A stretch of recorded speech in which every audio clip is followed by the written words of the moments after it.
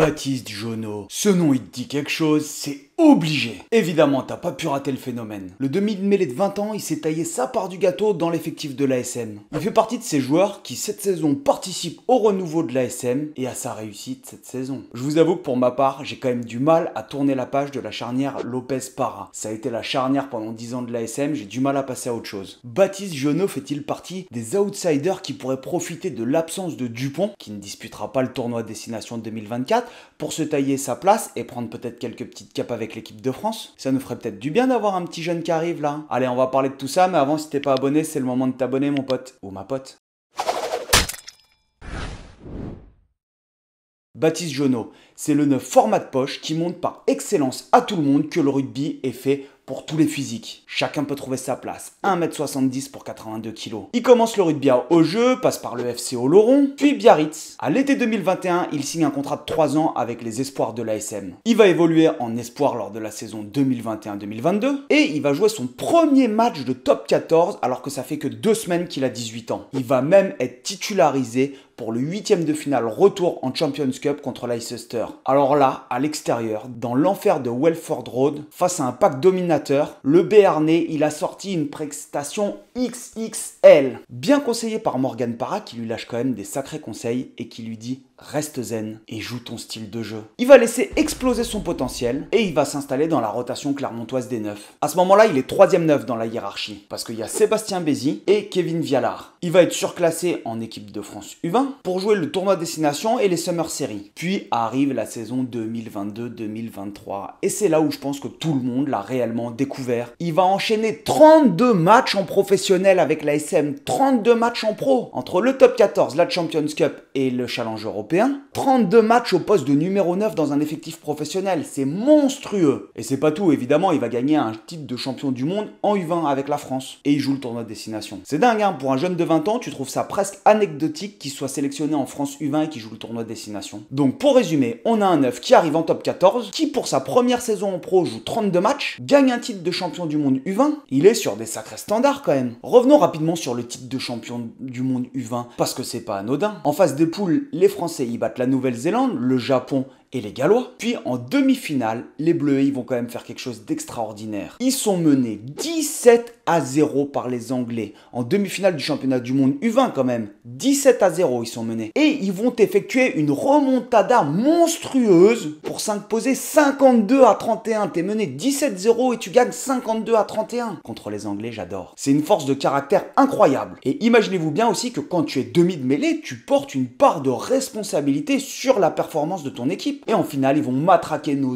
amis irlandais pour gagner 50-14. Il fait donc partie de ces jeunes champions du monde qui transpirent la victoire. Quel est le profil de Baptiste Jonot? Eh bien, c'est un dynamiteur. Quand tu fais 82 kg sur un terrain de rugby, t'as intérêt à avoir du feu dans les pattes. Parce que t'as pas envie de te faire attraper par le reste de la meute d'en face. Et en demi de mêlée, Baptiste Jonot, il a cette capacité à coller au ballon. Évidemment, c'est ce qu'on demande à un demi de mêlée, il faut que tu colles au ballon. Et surtout, il maîtrise très bien ces fameuses courses d'anticipation. Quand tu regardes cet essai contre La Rochelle l'année dernière, il est parfaitement joué. Sur une touche en déviation directe, les avants, ils prennent le centre du terrain. Jusque-là, rien d'anormal sur une touche. Tu vois le coup d'œil qu'il a vers ses partenaires pour confirmer qu'on va bien jouer la renversée parce qu'il n'y a pas de décalage qui est créé. Et donc l'option pour jouer le retour avec le pivot, elle est choisie. Et sur le retour, avec un petit jeu en pivot, il a cette course d'anticipation qui est devant ses partenaires. Il court littéralement devant ses partenaires et c'est volontaire. Il anticipe le gain de terrain un petit peu plus loin ou un franchissement. Parce que s'il y a gain de terrain ou franchissement, ça veut dire qu'il est premier soutien directement dans la défense. Ça s'appelle utiliser la cheat line ou la ligne de triche ou alors les courses d'anticipation. Dupont, il est très fort sur le secteur,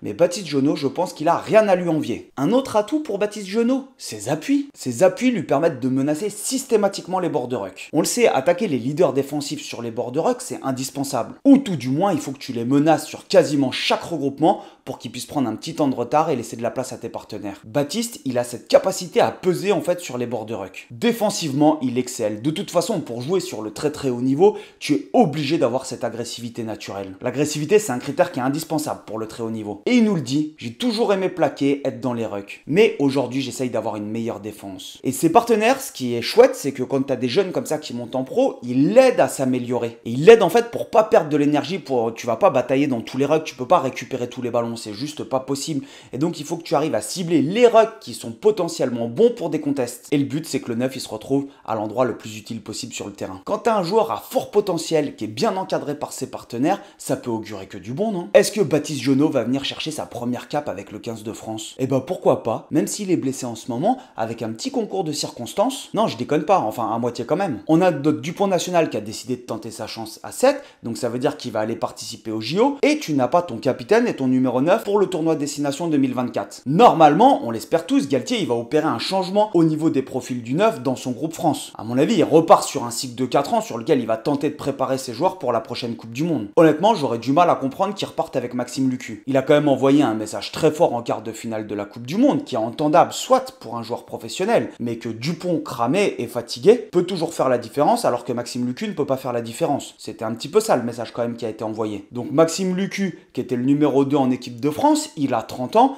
il sera sûrement pas invité sur la prochaine Coupe du Monde. Alors maintenant, reste à savoir si ce qui va se passer, ça va être un passage en douceur où il va intégrer progressivement des jeunes, ou si c'est table rase et on repart sur un nouveau projet avec des nouveaux joueurs, sur certains postes. Logiquement, tu te dis que Galtier, il va quand même essayer de construire un groupe pour son prochain tournoi. Et surtout, à qui est-ce qu'il pourra embarquer dans 4 ans dans l'aventure? Ah là là là là, ça fait mal quand même de dire dans 4 ans, c'est la Coupe du Monde.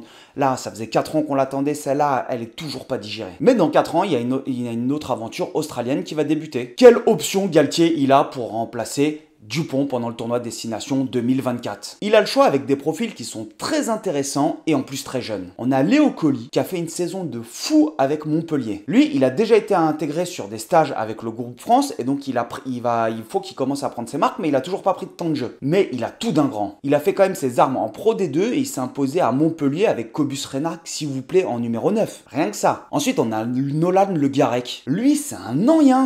Le joueur, il a 21 ans, 4 saisons de top 14, c'est sa 4e saison de top 14 quand même. Il fait partie des meubles, normal quoi. Il a porté une fois le maillot de l'équipe de France contre l'Italie, mais il n'était pas rentré en jeu. Et on a Baptiste Jeannot qui lui s'est imposé à l'ASM en tant que patron. Et ça va être un choix très très difficile je pense pour Galtier, parce que le premier match c'est contre l'Irlande. Est-ce que Galtier il va miser sur la jeunesse ou est-ce qu'il va miser sur la continuité de la Coupe du Monde pour pas déstabiliser son groupe? Il a beau me parler de ses statistiques avec 80% de victoire, je vous avoue que j'ai envie de voir un petit peu de sang frais à la mêlée. Après je vous avoue que je pense sincèrement que Jeannot il va avoir le potentiel pour intégrer le groupe France. Est-ce qu'il va porter sa première cape? C'est moins sûr ça. Et toi, est-ce que tu penses que Baptiste Jeannot il a une chance d'intégrer le groupe France ou que tu vas plutôt voir un profil comme Nolan Le Garec ou alors Léo Colli qui va venir intégrer? Parce que ça va être la vraie question pour le tournoi Destination et surtout comment est-ce qu'on repart. Si cette vidéo elle t'a plu, n'hésite pas à lâcher ton petit pouce bleu, à t'abonner et on se revoit bientôt. Allez, topette!